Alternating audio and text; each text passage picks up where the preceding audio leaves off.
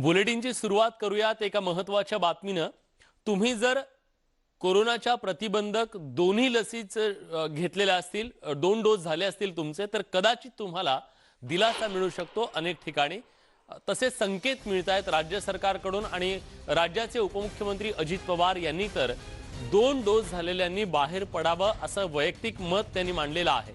पण त्यांनी एक मागणी सुद्धा केली आहे। मुंबईमध्ये अशा लसवंतांना लोकलचा प्रवास करण्याची मुभा सुद्धा देण्यात यावी अशा प्रकारची मागणी सातत्याने केली जाते। भाजपने सुद्धा त्याच्याबद्दल आवाज उठवलेला आहे। पण 2 डोस झालेल्यांनी बाहेर पडायला सुरुवात करावी असं वैयक्तिक मत अजित पवार यांनी मांडलं आणि त्यानंतर चर्चेला एकच उधाण आलं। लोकांनी नियम पाळण्याची गरज असल्याचंही त्यांनी स्पष्टपणे सांगितलं। ग्रामीण भागात नियम पाळत नाहीत लोक असंही त्यांनी म्हटलेलं आहे। नियमांचं पालन न केल्यास रुग्णवाढीची शक्यता त्यांनी बोलून दाखवली आहे आणि त्यामुळेच कुठेतरी आता एका बाजूला ज्यांनी 2 लसीचे डोस घेतलेले आहेत त्यांना दिलासा द्यावा, तर दुसऱ्या बाजूला नियमांचं सुद्धा पालन करावं असं म्हणत अजित पवार यांनी आज एका नव्या चर्चेला तोंड फोडलं। आमचं स्वतःचं मत असं आहे की लसीकरण मोठ्या प्रमाणावर करून ज्या काही गोष्टी करायच्या, ज्यांना 2 लस देण्यात आलेली आहे अशा लोकांना आता बाहेर पडायला टप्प्याटप्प्याने सुरुवात करायला पाहिजे असं माझं वैयक्तिक मत आहे। आता मुख्यमंत्री महोदय काल आषाढी एकादशीची पूजा करून आलेले आहेत, ते काल पोहोचले, परंतु मी आज सकाळी ह्या कार्यक्रमाच्या करता बाहेर पडलो। मी साधारण परवा दिवशी मुख्यमंत्र्यांशी बोलीन आणि त्या संदर्भामध्ये आता प्रत्येकाचे मतप्रवाह वेगळे आहेत, कारण की त्याच्यामध्ये वेगवेगळ्या इन्स्टिट्यूट वेगवेगळे मत मांडतायत, वैद्यकीय क्षेत्रातले मान्यवर वेगळे मत मांडतायत। वेगवेगळे राजकीय नेते वेगवेगळं मत मांडत असले तरी सुद्धा सत्ताधारी आणि विरोधक यांचं पहिल्यांदाच एकमत झालेलं आहे, ते म्हणजे 2 लसी घेतलेल्या व्यक्तींना मुभा देण्याच्या बद्दल। उपमुख्यमंत्री अजित पवार यांच्यासारखीच भूमिका विरोधी पक्षनेते प्रवीण दरेकर यांनी सुद्धा मांडलेली आहे। मुंबईतल्या लोकलमध्ये 2 लसी घेतलेल्या लसवंतांना प्रवासाची मुभा देण्यात यावी अशी मागणी त्यांनी केलेली आहे। 2 लसीकरण झालेल्यांना रेल्वेचा प्रवासात मुभा द्यायला काही हरकत नाही आणि ही मागणी मी या ठिकाणी केली होती। आज पुन्हा या ठिकाणी पत्रकार परिषदेच्या माध्यमातून या ठिकाणी सरकारला इशारा दिलाय, जर आपण ताबडतोबीनं या ठिकाणी 2 लसीकरण झालेल्यांना जर रेल्वेमध्ये परवानगी दिली नाही तर त्या ठिकाणी भारतीय जनता पार्टी मुंबई भारतीय जनता पक्षाचे अध्यक्ष मंगलप्रभात लोढा यांच्या नेतृत्वाखाली तीव्र आंदोलन करेल। राज्यात कोरोनाची दुसरी लाट आली आणि अनेक निर्बंध लावले गेले। यात मुंबईची लाईफलाईन असलेली लोकल बंद करण्यात आली आणि त्यामुळे मुंबईकरांचं जगणं हे अत्यंत बेहाल झालंय। लॉकडाऊनच्या या संपूर्ण काळाच्या नंतर नियम शिथिल करण्यात आले, निर्बंध शिथिल झाले असले तरी मुंबईकरांना मात्र अत्यावश्यक सेवेच्या व्यतिरिक्त मुंबईकरांना आजही लोकलनं प्रवास करता येत नाही। त्यामुळे मुंबईकरांना प्रचंड हाल अपेष्टांना सहन करावं लागतंय। सर्वसाधारणपणे जे गरीब आहेत, ज्यांना रिक्षा, ऑटो रिक्षा किंवा टॅक्सी यांचा प्रवास शक्य होत नाही, त्याला पैसे देणं शक्य नाही, कारण त्यांचे इन्कमच त्यांची कमाईच 200, 300, 400 असेल, त्यांनी जगायचं कसं हा त्यांचा सवाल असतो। म्हणून मुंबईकर सातत्याने मागणी करतायत, लोकलचा प्रवास सुरू करा।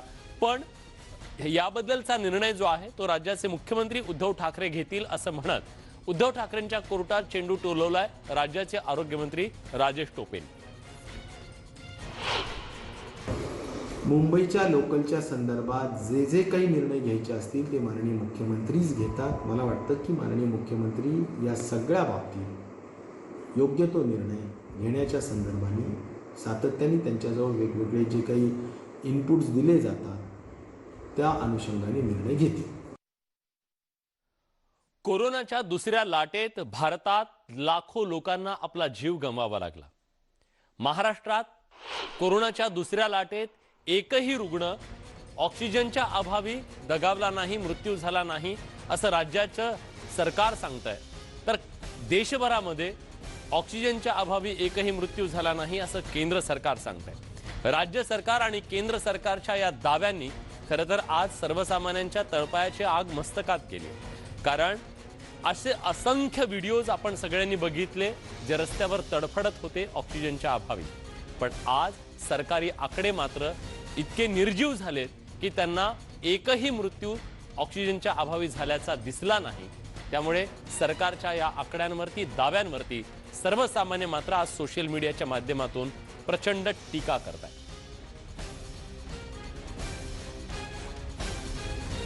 राजेश टोपे यांनी राज्यामध्ये दुसऱ्या लाटेत कोरोनाच्या एकही ऑक्सिजन अभावी मृत्यू झाला नाही असा दावा केलाय. काय त्यांचा दावा आहे ऐकूयात.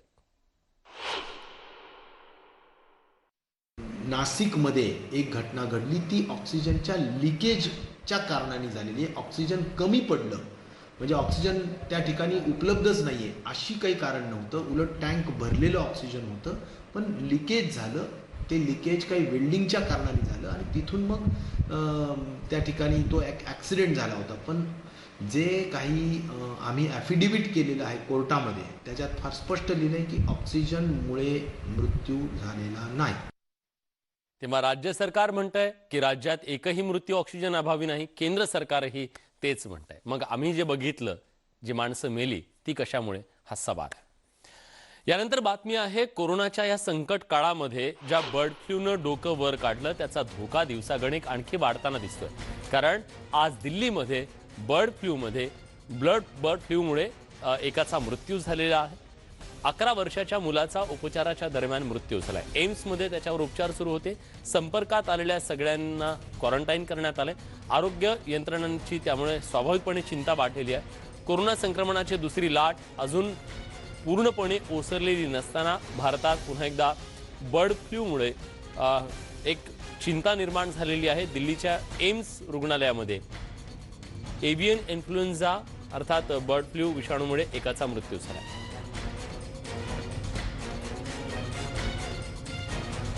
दरम्यान कोरोनानंतर आता बर्ड फ्लूनं डोकं वर काढायला सुरुवात केली. बर्ड फ्लू बाबत आरोग्य विभागाला सतर्क राहण्याचा इशारा आरोग्यमंत्री राजेश टोपेंनी दिलाय. मला वाटतं तर रुटीनमध्येच बर्ड फ्लूसाठीच्या खबरदारी आपण घेत असतो आणि त्यामुळे आता जर दिल्लीमध्ये घडलेलं असेल तर अधिक काळजी घेण्याच्या सूचना आरोग्य विभागाला दिल्या जातील. याबद्दल अधिक माहिती देण्यासाठी आपले दिल्लीचे प्रतिनिधी प्रशांत लीला रामदास आपल्या सोबत जोडले गेलेले आहेत. प्रशांत, देशातला पहिला मृत्यू बर्ड फ्लूमुळे झालेला. आतापर्यंत पक्ष्यांमध्येच, प्राण्यांमध्ये असणारा हा आजार माणसांमध्ये आला आणि तो जीवावरही उठला. अशा परिस्थितीमध्ये आता केंद्रीय आरोग्य मंत्रालयानं नेमकी काय खबरदारी घेतलेली आहे, काय सूचना केल्यात? महत्वाचं म्हणजे एम्स रुग्णालयामध्ये एका 11 वर्षीय बालकाचा मृत्यू हा बर्ड फ्लू झाला. बर्ड फ्लू यापूर्वी प्राण्यांना आणि पक्ष्यांना व्हायचा. त्याचा संसर्ग आणि त्या संसर्गामुळे गेल्या वेळी त्यावेळी सूचना जारी करण्यात आली होती की महत्वाचं म्हणजे ज्या पद्धतीनं पाळीव प्राणी असतात त्यांच्या थोडं दूर राहावं किंवा सोबतच पक्षी जे असतात, पाळीव पक्षी, त्यांच्यासाठी संदर्भात देखील काळजी घ्यावी. आता पुन्हा एकदा आरोग्य मंत्रालयाने सतर्कतेचा इशारा दिला आहे. त्यांनी म्हटलंय की पाळीव प्राणी आणि पाळीव पक्ष्यांसोबत जर तुम्ही त्यांना जवळ घेत असेल, त्याच्याशी हाताळत असेल, त्यानंतर स्वच्छ हात धुवा, नाक आणि गळा जो आहे किंवा तोंड जे आहे ते झाकून ठेवा, अशा प्रकारच्या सूचना दिलेल्या आहे. महत्वाचं म्हणजे कुठल्याही प्रकारचा त्रास जाणवत असेल तर डॉक्टरांच्या सल्लामसलत देखील करा असं जगाचं स्पष्ट आहे. पण महत्वाचं म्हणजे यापूर्वी जर बघितलं पाळीव प्राण्यांमध्ये हा येणारा रोग आता पहिल्यांदा मनुष्याला संक्रमित झालेला आहे. त्यामुळे देशभरात याची चिंता व्यक्त केली जाते. याच संदर्भात केंद्रीय आरोग्य मंत्रालयामध्ये सादरीकरण देखील करण्यात आलेलं आहे आणि लवकरच या संदर्भात काय उपाययोजना कराव्या यासाठी खास करून केंद्रीय आरोग्य मंत्रालयाच्या वतीने सूचना किंवा मार्गदर्शक सूचना जारी करण्याची शक्यता आहे. स्टुडिओ. धन्यवाद प्रशांत, तुम्ही दिलेल्या सगळ्या सविस्तर माहितीबद्दल.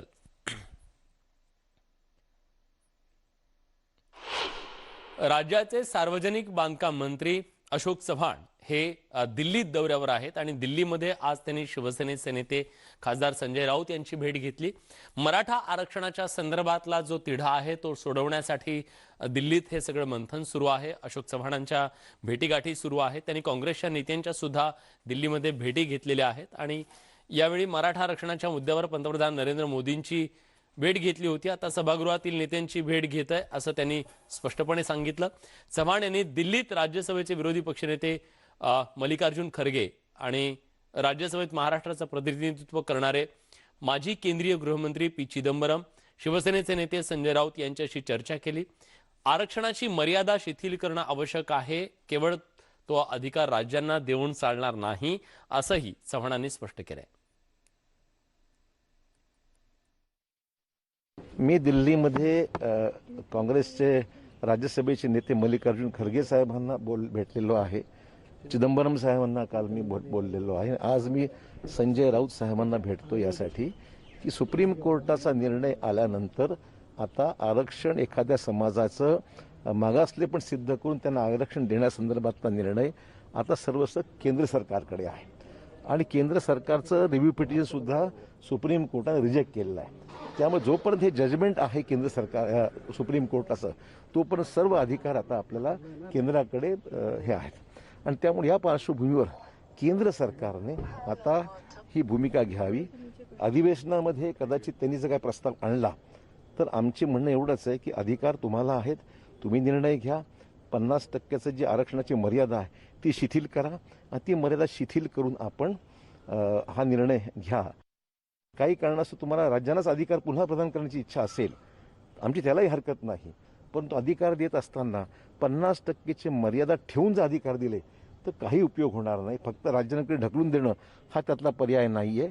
राज्य सरकार आम्हाला आरक्षण हवं आहे, तुमचीही मदत हवी आहे आम्हाला केंद्र सरकारची, पण तुम्ही निर्णय घेत असताना तो निर्णय अशा पद्धतीने घ्या जेणेकरून 50%ची इंदिरा साहनीची जी मर्यादा काढून ती रिलॅक्स करण्यासंदर्भामध्ये योग्य तो कायदेशीर प्रक्रिया पूर्ण करून संसदेच्या माध्यमातून काहीतरी मार्ग काढावा असं आमचं म्हणणं आहे. दरम्यान मराठा आरक्षणाच्या मुद्द्यावरून आता शिवसेनेचे खासदार आक्रमक झालेले आहेत आणि त्यांनी आता पंतप्रधान नरेंद्र मोदी यांची भेट घेण्याचा निर्णय घेतलेला आहे. तशी वेळ त्यांनी मागितलेली आहे. या आधी सुद्धा उद्धव ठाकरे राज्याचे मुख्यमंत्री हे दिल्लीत गेलेले होते. पंतप्रधान नरेंद्र मोदी यांची त्यांनी भेट घेतलेली होती. सध्या अधिवेशन सुरू आहे आणि या अधिवेशनाच्या पार्श्वभूमीवर शिवसेनेचे खासदार पंतप्रधान नरेंद्र मोदी यांची मराठा आरक्षणाच्या मुद्द्यावर भेट घेण्याची शक्यता आहे. महाराष्ट्रात पीक विमा योजनेचा विषय आहे. रायगडमधला ड्रग्स हब्स पार्कचा विषय आहे, बल्क ड्रग पार्क्स. या सगळ्या विषयांना चालना देण्यासाठी खासदारांनी एकत्रितपणे प्रयत्न करावे. संसदेच्या सभागृहामध्ये प्रधानमंत्र्याकडे एकत्र जा, त्या खात्याच्या मंत्र्यांना भेटून त्याचा पाठपुरावा करा आणि त्या संदर्भात आमची आज बैठक झाली आणि आम्ही साधारण पुढल्या आठवड्यात हे जे 11 विषय आहेत जे उद्धवजीने आम्हाला सांगितले आणि प्रधानमंत्र्यांना ज्यांनी निवेदन दिले त्यावेळेला, त्या संदर्भात पाठपुरावा करण्याचा आमचा कसोशीने प्रयत्न राहील. भाजप शिवसेना सरकारची सगळ्यात महत्वाकांक्षी योजना, फडणवीसांची अतिशय महत्वाकांक्षी योजना असलेली जलयुक्त शिवार योजना चांगलीच वादात सापडलेली आहे आणि या योजनेतल्या भ्रष्टाचाराच्या चौकशीच्या संदर्भात राज्य सरकारनं एक समिती गठीत केलेली होती आणि चौकशी समितीचा अहवाल सरकारला सादर झालाय. अध्यक्ष विजय कुमार यांनी हा अहवाल सादर केलाय. एकूण 1700 प्रकरणांची या चौकशी करण्यात आली. अनेक प्रकरणामध्ये खातेनिहाय चौकशी करण्यात येते. ज्या प्रकरणात भ्रष्टाचार झालाय त्या प्रकरणात एसीबीने चौकशी करावी अशी शिफारस करण्यात आली आहे आणि खातेनिहाय चौकशी जिल्हाधिकाऱ्यांनी करावी असं सुद्धा या अहवालात नमूद करण्यात आलेलं आहे. त्यामुळे अतिशय महत्वाचा आणि महत्वाकांक्षी असा हा जी योजना होती ती योजना मात्र आता राज्य सरकारच्या टार्गेटवर आली. देवेंद्र फडणवीस यांच्या महत्वाकांक्षी योजनेच्या बदनाम करताना महाविकास आघाडी सरकारनं किमान अन्नदात्याच्या पोटावर पाय देण्याचं पाप करू नये असं भाजपचे नेते आमदार ॲडव्होकेट आशिष शिलार यांनी म्हटलं. जलयुक्त शिवारच्या कामामध्ये अनियमितता बघणे म्हणजे हा केवळ बदनामीचा दुसरा खेळ ठाकरे सरकारने केलाय. दुर्दैवाने म्हणावं लागेल की बदनामीच्या या खेळामध्ये बदनामी आपल्या राज्याची आणि महाराष्ट्राची तुम्ही करताय केवळ राजकीय स्वार्थापोटी. जलयुक्त शिवारची कामं जिल्हाधिकारी स्तरावर ठरली, लघु पाटबंदर मंत्रालय असेल, जलसंधारण मंत्रालय असेल, वन खातं असेल, 7 वेगवेगळ्या खात्यातनं मंजुरी मिळाली. देयक देण्याचा अधिकार जिल्हाधिकाऱ्याचा होता. मंत्रालयात केवळ धोरण ठरलं होतं आणि त्यामुळे यातून कोणा एका व्यक्तीला आणि या योजनेला बदनाम करण्याचा प्रयत्न महाराष्ट्र विकास आघाडीने करू नये. तेव्हा जलयुक्त शिवार योजनेची चौकशी झाल्याच्या नंतर त्याचा अहवाल समोर आला आणि त्या अहवालातून ज्या बाबी समोर आल्या त्याबद्दलची अधिक तपशीलवार माहिती देण्यासाठी आपल्यासोबत आपले प्रतिनिधी प्रफुल्ल साळुंखे आहेत. आपण थेट त्यांच्याकडे जाऊया. प्रफुल्ल, चौकशी झाली, जेव्हा चौकशीचा निर्णय झाला तेव्हाही मोठा गदारोळ झाला होता. आता चौकशीचा अहवाल आलाय, काय या अहवालातून समोर आलेला आहे? जे आक्षेप होते त्याच्यात काही तथ्य आढळलंय का? विलास, आपण जर पाहिलं तर गेल्या सरकारची अत्यंत महत्वाकांक्षी योजना होती आणि राज्यामध्ये एक खूप मोठ्या प्रमाणावर नावाजली देखील होती. या संपूर्ण प्रकरणामध्ये मोठ्या प्रमाणावर भ्रष्टाचार झालेला आहे. या संदर्भातल्या तक्रारी ज्या आहेत त्या गेल्या सरकारच्या काळामध्येच दाखल झाल्या होत्या. त्यामध्ये सर्वाधिक तक्रारी ज्या आहेत त्या मराठवाड्यातून आल्या होत्या. याच तक्रारीच्या आधारावर या सरकारनं या जलयुक्त शिवारांच्या कामांची चौकशी लावली होती. साधारणतः 1700 कामांची चौकशी जी आहे ती या संपूर्ण समितीकडनं या ठिकाणी केली गेली आणि माजी कृषी आयुक्त जे आहेत त्यांच्या अध्यक्षतेखाली ही समिती नेमण्यात आली होती. या समितीने आपला अहवाल दिला. यामध्ये 2 गोष्टींची चौकशी जी आहे ती करण्यात आलेली आहे. एक तर कामांमध्ये अनियमितता झाल्याचे ठपका जो आहे तो कॅगने देखील ठेवला होता. कॅगच्या आधारावर देखील या संदर्भात चौकशी करण्यात आली की ज्या प्रकरणांमध्ये अनियमितता झाली आहे, म्हणजेच मंजूर कामांचे नियम ज्या पद्धतीने होते त्या पद्धतीने कामं न होणे हा एक सर्वात मोठी अनियमितता आणि त्याबरोबर दुसरा म्हणजे भ्रष्टाचार झाल्याच्या तक्रारी ज्या आहेत त्या अशा 2 टप्पे जे आहेत ते या चौकशीमध्ये करण्यात आले होते.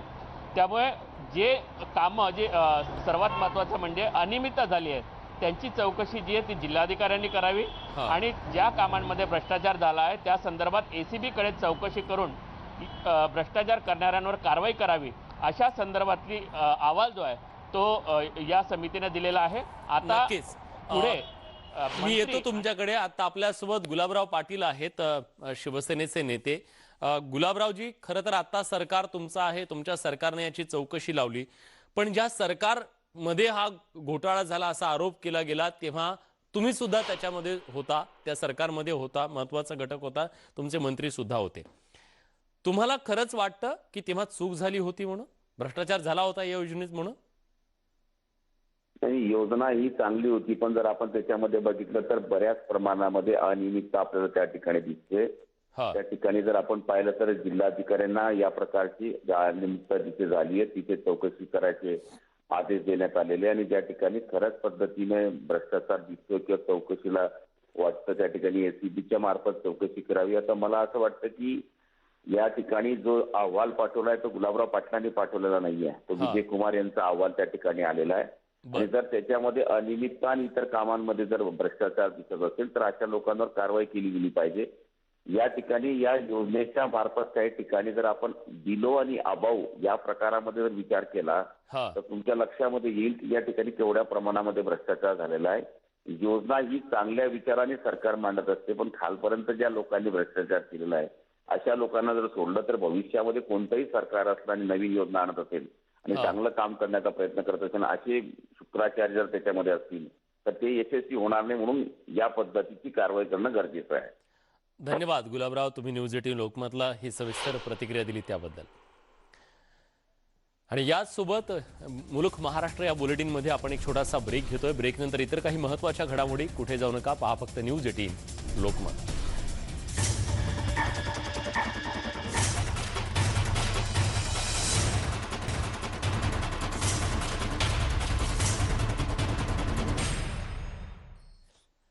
ब्रेक नंतर तुमचं पुन्हा एकदा स्वागत. खरं तर कोरोनाच्या संकट काळामध्ये आपल्या सगळ्यांना निर्बंधांची अंमलबजावणी करावी लागते. हे निर्बंध सर्वसामान्यांसाठीच आहेत का हा प्रश्न पडलाय. त्याचं कारण म्हणजे राज्याचे मंत्री मात्र या निर्बंधांना पूर्णपणे पायदळी तोडवताना दिसले आणि राज्याचे गृहनिर्माण मंत्री जितेंद्र आव्हाड यांनी नाशिक दौऱ्यात गणपतीची आरती केली. नवशा गणपतीच्या गाभाऱ्यात जाऊन त्यांनी आरती केली. लॉकडाऊनच्या निर्बंधांचं उल्लंघन केल्याचा त्यांच्यावर आरोप होतोय. भाविकांनी मंदिर विश्वस्तांना याबद्दलचा जाबही विचारला. पोलिसांनी गुन्हा दाखल करावा अशी मागणी करण्यात आली। आव्हाड सोडून इतर 5 जणांवर गुन्हा सुद्धा दाखल करण्यात आला। त्याचं कारण म्हणजे कोरोनाच्या या सगळ्या संकट काळामध्ये दुसऱ्या लाटेच्या नंतर अनेक मंदिरं बंद करण्यात आली। मंदिरांमध्ये जायला पूजा अर्चा करायला मज्जाव करण्यात आला, निर्बंध घातले गेले। पण हे निर्बंध सर्वसामान्यांना असताना मग नेत्यांना का नाही असा प्रश्न निर्माण होतो।